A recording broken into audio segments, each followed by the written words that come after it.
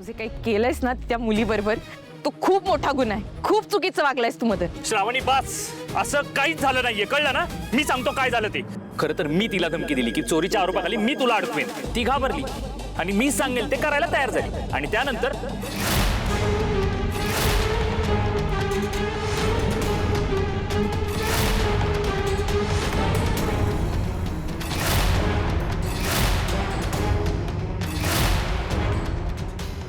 श्रावणीने हे सगळं मुद्दाम केलंय की काय?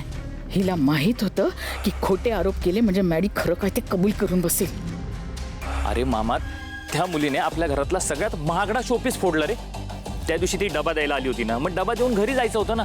का त्या रूम मध्ये गेली? रूम मध्ये गेली ते गेली, शोपीस हातात घेतला बघत होती. मी अचानक तिकडे गेलो तर ती घाबरली. मला बघून ती दचकली आणि शोपीस फुटला तिच्या हातून. म्हणून तू लग्नासाठी विचारलंस की लग्न करूया अशी मस्करीच करत होतास? मदन, हे करणं सुद्धा गुन्हाच आहे. हे श्रावणी, असं काही झालेलं नाहीये. मी आणि तिच्याशी लग्न आयुष्यात करणार नाही, कळलं ना? मी फक्त फुटलेल्या वस्तूची भरपाई मागितली आणि तिने जर खर्च नाही दिला तर पोलिसात तक्रार करेल असं सांगितलं. किती वस्तू फुटल्या? मामा, एकच वस्तू फुटली होती, पण तिने बाकीच्या गोष्टी काय चोरल्यात नाही चोरल्यात हेही मला चेक करावं लागलं ना. तू चेकिंग केलंस तिचं? आणि तेही घरात कोणी नसताना? नाही नाही नाही नाही मामा, मी फक्त तिला धमकावलं. मी तिला सांगितलं की पोलिसात तक्रार द्यावी लागेल आणि पोलिसात तक्रार दिली तर तुझ्या घरच्यांची, तुझ्या आईबापाची, सगळ्यांची बदनामी होईल. हेच समजावत होतो मी तिला. मदन, आत्ता म्हणालास की खोटा आळ घेतलास, मग म्हणालास चेकिंग केलं. तू खोटं बोलतोयस ना? मी फक्त तिला समजावत होतो. ती हट्टी मुलगी ऐकायलाच तयार नाही. मोठमोठ्याने रडायला लागली, माझे पाय धरले, सोडा मला एवढंच बोलत होती. पण मी माझ्या निर्णयावरती ठाम राहिलो. शिक्षण मंत्र्याच्या घरात चोरी करायला निघालेली, का सोडू तिला मी? पण ती संताप करत होती म्हणून मी गप्पा बस मॅडी. आता मामानी शुभंकरला नोकरीवरनं काढून टाकलंय ना, प्रकरण मिटवलंय, मग तू कशासाठी आता मध्ये बोलतोयस? नाही मॉम, मला बोलू दे. मामाला फक्त मीच चुकीचा वाटतोय. मला संधी मिळाली तर मला क्लिअर करू दे जे काय आहे ते. या श्रावणीची हट्टी मैत्रीण माझे पाय धरत होती, सोडा मला फक्त एवढंच बोलत होती, संताप करत होती माझ्यावरती. म्हणून तिला मारहाण करून घराबाहेर काढलंस? श्रावणी, मी तिला हातही लावलेला नव्हता. मग काय केलंस? मी तिला दारू पाजली. दारू पिल्यानंतर ती बेवड्यासारखी रूम मध्ये पडून होती. 2 मिनिटं फक्त मी बाहेर गेलो, परत आल्यानंतर ती तिथं नव्हती. That's it.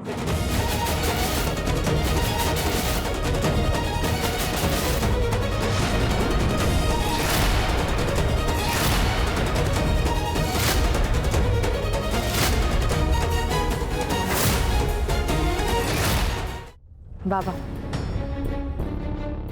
मी सांगते. सानिका शुभूला डबा द्यायचा म्हणून आपल्या घरी आली होती आणि याने एका नोकराला हाताशी धरून तिला खोटं सांगून एका खोलीत बोलवलं. तिकडे बिचारी कुठला तरी शोपीस बघत होती. हात गेला म्हणून दचकून तिच्या हातनं ते खाली पडलं आणि सगळं फुटलं. तर मदनने तिला धमकावलं, तिला घाबरवलं, म्हणाला चोरीचा आळ घेईल तिच्यावर. हो, तिला कळतच नव्हतं काय करायचं ते. म्हणून ती म्हणाली की तू सांग, तुला हवं ते करीन मी. असं नका करू, माझ्या दादाला आणि घरच्यांना त्रास नका देऊ. तुम्ही म्हणाल ते करेल. तर या मदनने त्या बिचाऱ्या मुलीला दारू पाजली बाबा.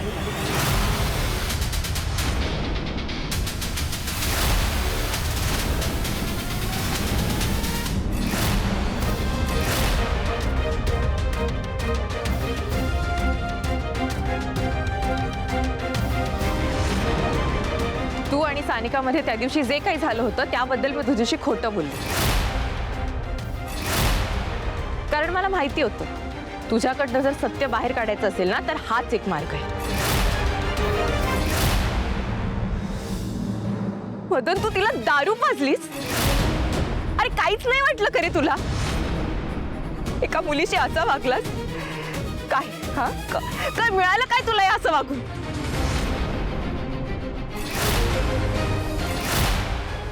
सांग, का केलंस असं? का केलंस? श्रावणी,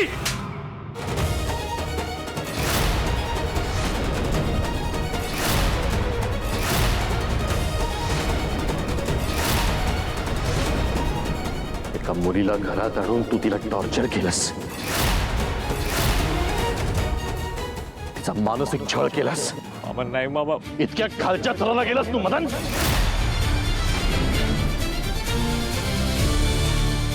तुझी हिंमत कशी झाली हे सगळं करायची?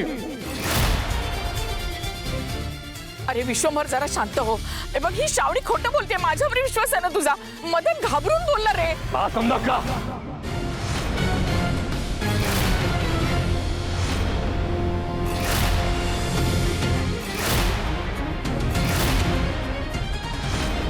पाठीशी घालू नको त्याला.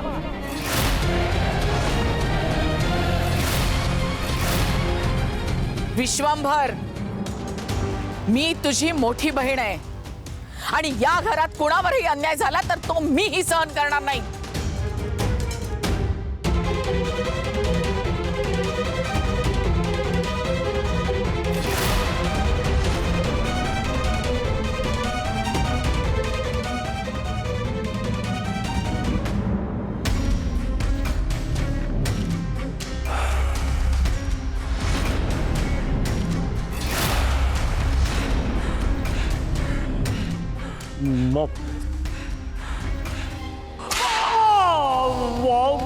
का केलंस असं?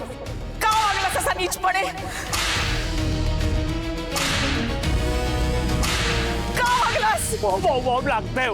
बॉम्ब मारू नको ना प्लीज. ही शिकवण दिली मी तुला? अरे त्या बिचाऱ्या मुलीला किती त्रास झाला असेल याचा प्लीज बॉम्ब.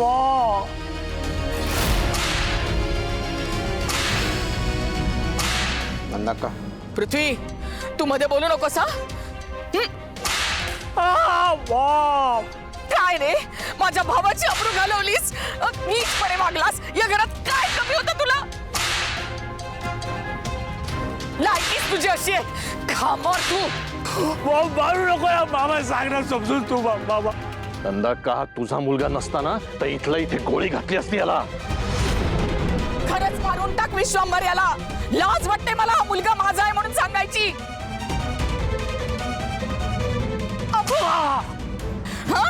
अब्रू घालवलीस. काय कमी होतं तुला या घरामध्ये रे?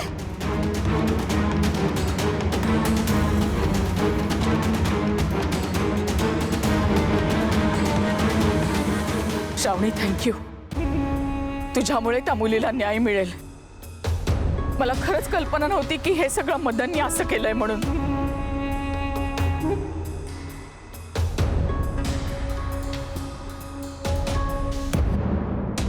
चल, मामाची माफी माग. माफी माग.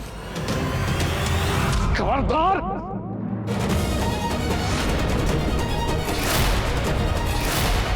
माझ्या पायाला हात लावला असता पाक. छाटून टाकेन ते हात.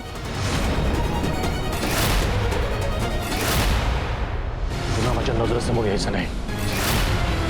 माझ्या बहिणीवर कोणी आवाज चढून बोललं तर संताप होतो माझा. तू त्या शुभूच्या बहिणीबरोबर काय केलं तुला लाज नाही वाटत? तुझ्या पायी त्या शुभूला घराबाहेर काढलं मी. विचार कर त्याला काय वाटलं असेल.